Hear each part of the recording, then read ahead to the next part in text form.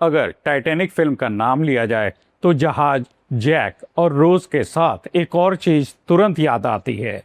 एक खूबसूरत नीले रंग का दिल के आकार का हीरा, heart of the ocean. Film में यह सिर्फ एक महंगा नेकलेस नहीं था, इसकी वजह से कहानी आगे बढ़ती है। जैक पर चोरी का इल्जाम लगता है और आखिर में बूढ़ी रोज इस नेकलेस को समुद्र में फेंक देती है। लेकिन यहाँ सबसे बड़ा सवाल है, क्या हार्ट ऑफ द ओशन सच में मौजूद था? क्या 1912 में टाइटैनिक पर ऐसा कोई हीरा था? इसका सीधा जवाब है नहीं। हार्ट ऑफ द ओशन एक काल्पनिक डायमंड था जिसे 1997 की जेम्स कैमरून की फिल्म टाइटैनिक के लिए बनाया गया था। यानी टाइटैनिक के असली यात्रियों में से किसी के पास यह प्रसिद्ध नीला हीरा नहीं था।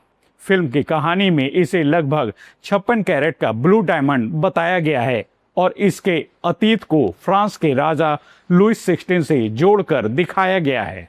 लेकिन यह पूरा इतिहास फिल्म की कहानी का हिस्सा था, वास्तविक ऐतिहासिक रिकॉर्ड नहीं।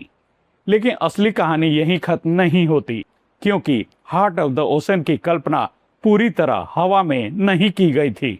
इसके पीछे दुनिया के कुछ बेहद प्रसिद्ध ब्लू डायमंड्स की प्रेरणा थी। सबसे महत्वपूर्ण नाम है होप डायमंड।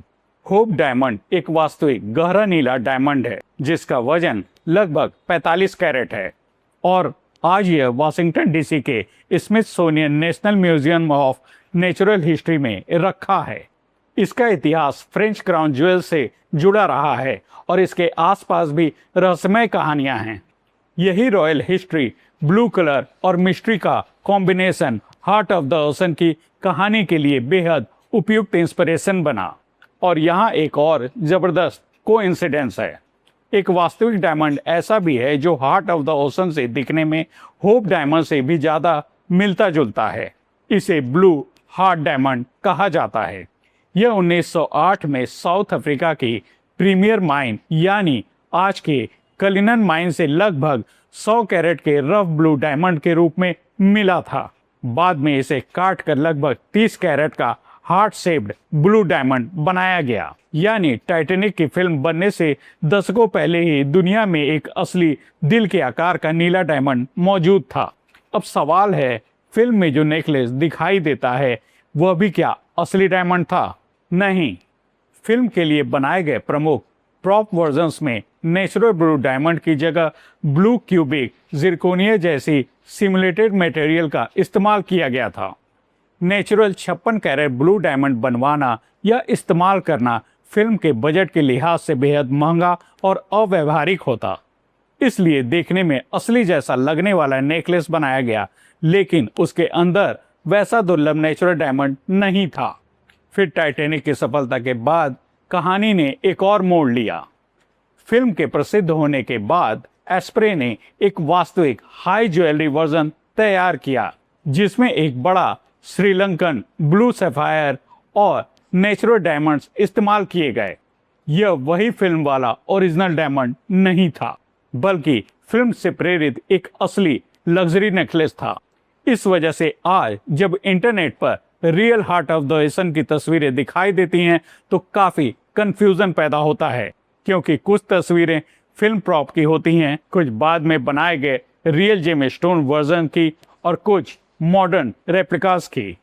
एक और दिलचस्प बात, फिल्म में कहा जाता है कि हार्ट ऑफ द ओशन इतना दुर्लभ था कि उसकी कीमत होप डायमंड से भी ज़्यादा होती। लेकिन यह भी फिक्शनल स्टोरी का हिस्सा है, क्योंकि असल में ऐसा 56 carat heart of the ocean diamond कभी अस्तित्व में था ही नहीं।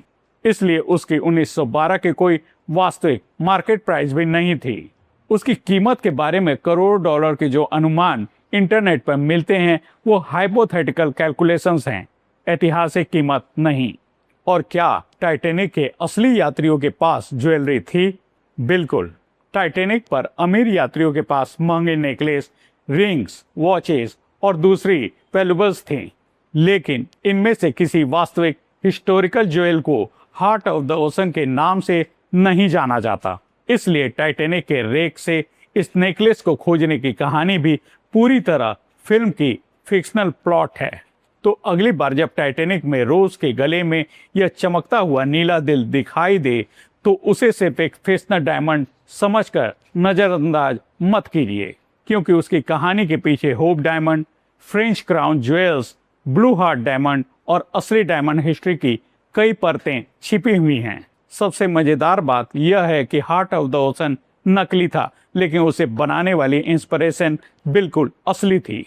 यानी टाइटैनिक ने एक काल्पनिक डायमंड बनाया, लेकिन उसके पीछे वास्तविक दुनिया के सबसे रहस्यमय और खूबसूरत ब्लू डायमंड्स की कहानियां जोड़ दी।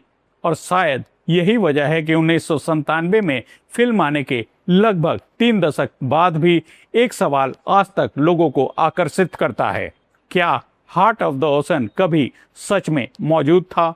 जवाब है नहीं, लेकिन उसके पीछे छिपी डायमंड की दुनिया बिल्कुल असली है।